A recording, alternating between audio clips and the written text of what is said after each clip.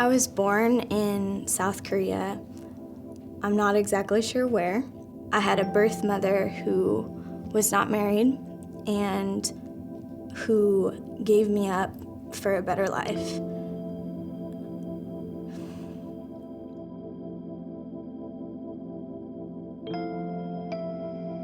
I grew up in a predominantly white community, so being this little Asian girl, I wasn't exactly the norm. It's really hard growing up in a situation where you know that you're different than everyone else. And sometimes I would ask, God, why me? Why am I the one who has to be different? Someone would say something and, well, why is your skin a little darker? Why are your palms not the same color as the tops of your hands? And, what do you say when you're 6? When you're young, that's all you want. You just want to be like everybody else. You want to feel normal, and I never saw myself as anything else but me. I didn't see myself as someone who was different. One thing that the Lord taught me from the way that He made me is that He made me different for a reason.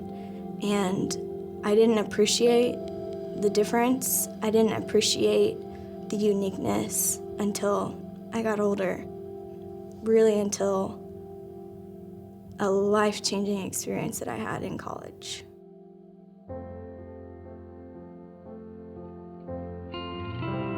I always wanted to be an Olympic soccer player. I wanted to play for the national team. College soccer for me was another way for me to get there.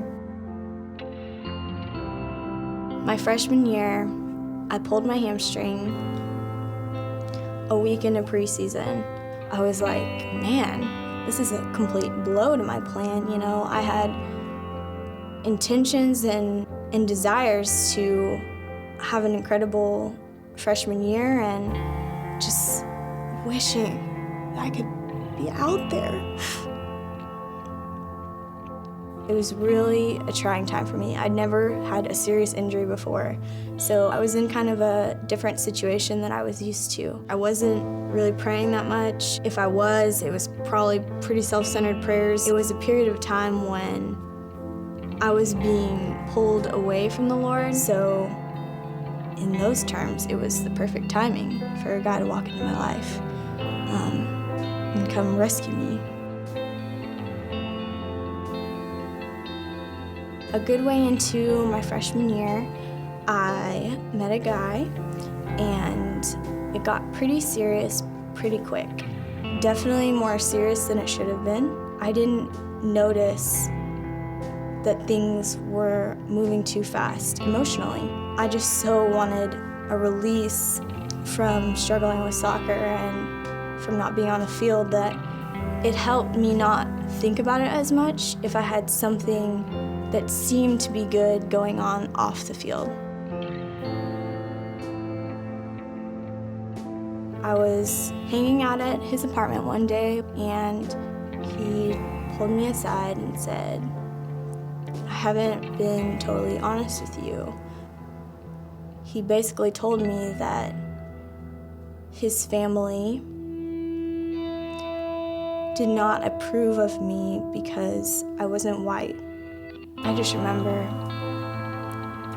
being in complete shock. I just did not understand. I had never met his family. Literally, I was judged off of a picture because of the color of my skin.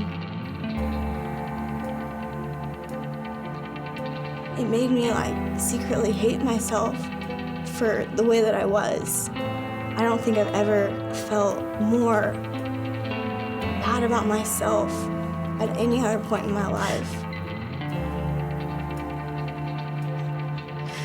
At this time, God was showing me that nothing works without Him. And I had never been in a situation like that where I was drawing my heart near to someone who was not drawing their heart near to God. And to be totally honest with myself, I wasn't doing that either at the time. And I was living for me, and I was being pretty selfish about it.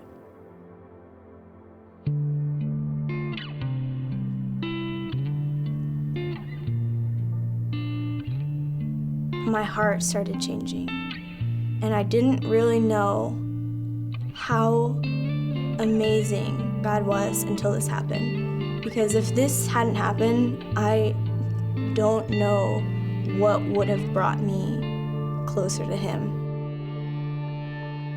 God completely lifted up my spirit.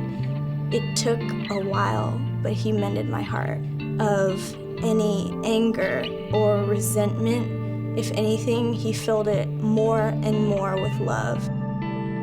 After this experience was really the first time that I was thankful for being unique.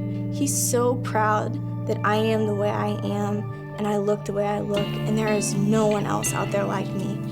My mark is not about the mark that I left on that field or the entire soccer world. My mark is about what I leave in terms of spreading His love and His word and His truth.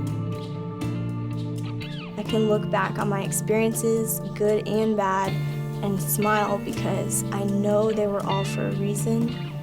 I'm just really happy and excited to see what else He has in store for me.